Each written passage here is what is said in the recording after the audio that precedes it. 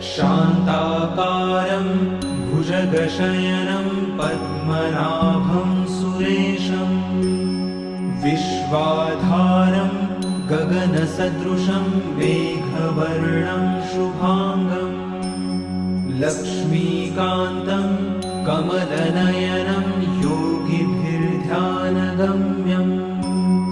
वन्दे विष्णुं भवभयहरं सर्वलोकैकनाथम्।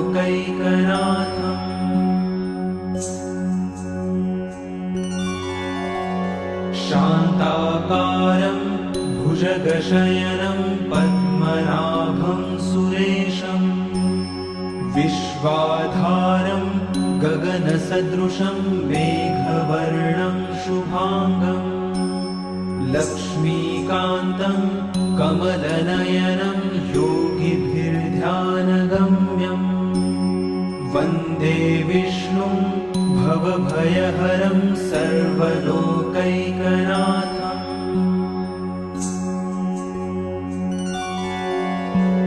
शान्ताकारं भुजगशयनं पद्मनाभं सुरेशं विश्वाधारं गगनसदृशं मेघवर्णं शुभांगं लक्ष्मीकान्तं कमलनयनं योगिभिर्ध्यानगम्यं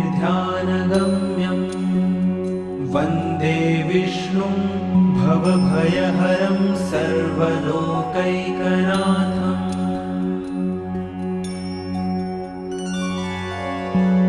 शान्ताकारं भुजगशयनं पद्मनाभं सुरेशं विश्वाधारं गगनसदृशं मेघवर्णं शुभांगं लक्ष्मीकान्तं कमलनयनं योगिभिर्ध्यानगम्यं